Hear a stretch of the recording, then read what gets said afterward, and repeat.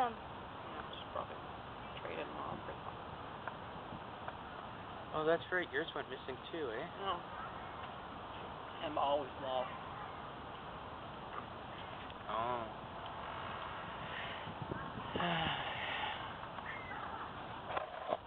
No. Raven. No. You're my favorite. Yeah, but okay. Did you show Deborah that video? Which one? We hate Ontario? No. Oh, Ontario sucks? No. The one that we took at the park. We should say hi, Deborah. Oh. Not yet. Hey, don't show it.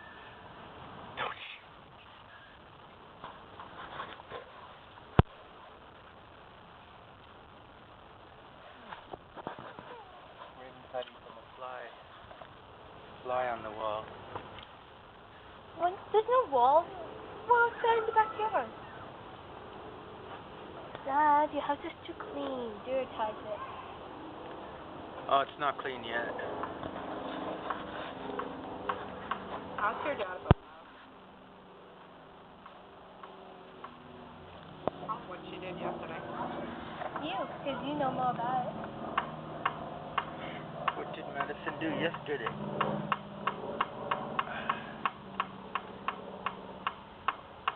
You know how she has her key, and she's supposed to go home at 6:45. She's supposed to stay in the house and make her lunch for the next day and wait there for her dad, who's supposed to show up half an hour later or something, right? Yeah. In theory, anyway. Not supposed to let anybody in, not supposed to go out. Last night, Ed phoned me at like 7:15 and says, "Is Madison over there?" I said, "No." And he said, "Well, I'm here and she's not here." And I said, "Well, I don't know where." You should have said, "Well, now you know how it feels." That's what Fred told me I should have said to him. Like, yeah, exactly. But I said, "Well, you better go and look for her and find out where she is. She's supposed to be home as far as I know." That's where she was going. And I said, "I think she's got way too much freedom for attention." That's what you said? I did. I said, "I think there's just, just a nightmare waiting." Then he phones me back in about 15 minutes later. He says, "I don't think I'll go and look for her. What's the point? Because maybe she'll come home 10 minutes after I leave." And I said, "For Christ's sake, what's the matter? You want to know if she's dead or alive. You want to know if she's okay." Well, yeah. So then he phones me back about 15 minutes later and says, "Well, I found her at the place I said, look, she was out in the park." And I can't blame her. I said, "Well, she totally broke the rules. That's not okay." He says, "Well, I can't blame her because, we can't expect her to be inside on a beautiful day like today. I mean, she did do all of her chores and blah, blah, blah." And then he says to me, I said, "That's a really big, huge rule that she broke. Rules are non-negotiable. She's not supposed to be, Well, yeah, kids have to go And to... then he says to me, he said, "Well, I was going to take her downtown for a movie and treat her tomorrow, but maybe because she's broken the rule, maybe I'll make that a consequence."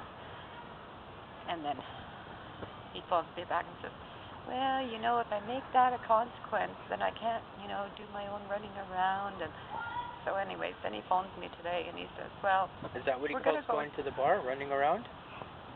doing his errands." So then he phones me today and he says, "Well, we're heading downtown to the movies. I think maybe you and me and Madison should sit down after, try and work something out." And I says, "There's no point in sitting down with her. You're the parents. Make the rules." Yeah.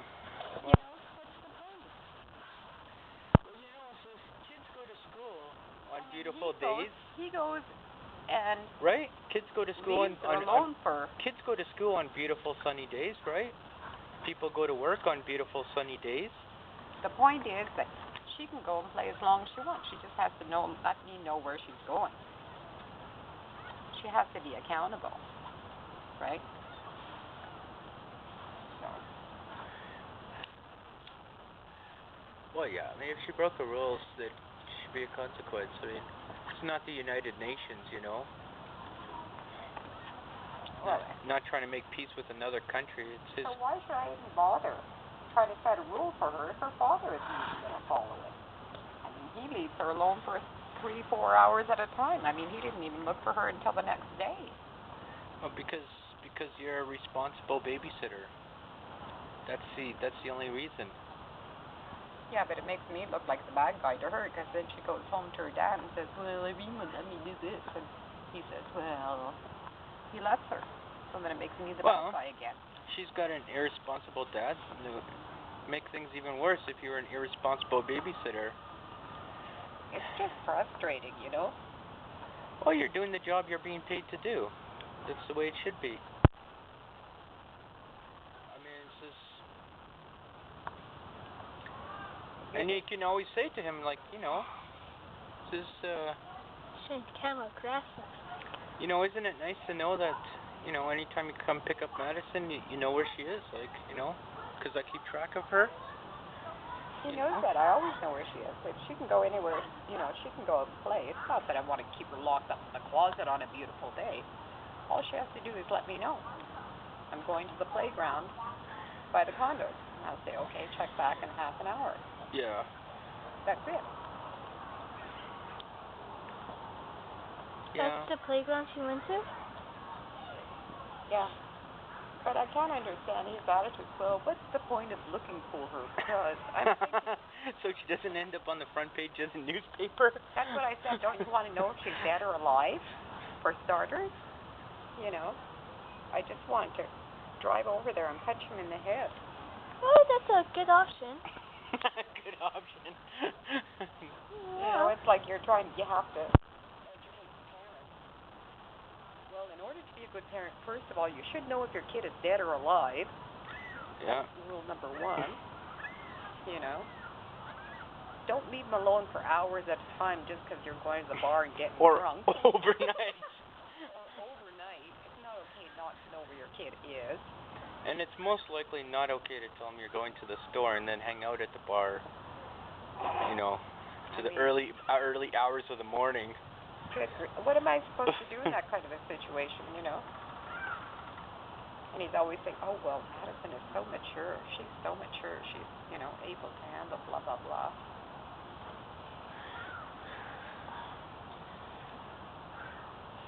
Wow, this is...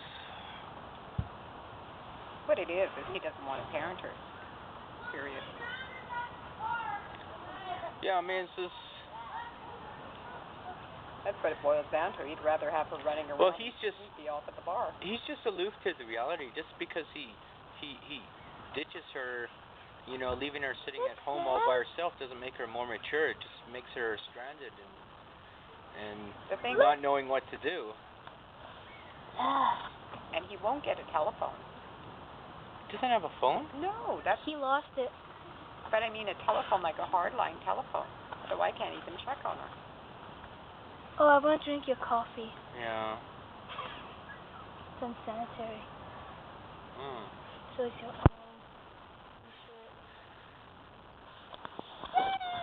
There she is, my queen. Oh, what am I? Princess. My princess. Queens and kings sing together. Princesses are made from kings. Oh, I want the blue straw. Like, I can't tell. This one's the blue one. My eyes are so squinty. See, look, it's blue. That one's purple.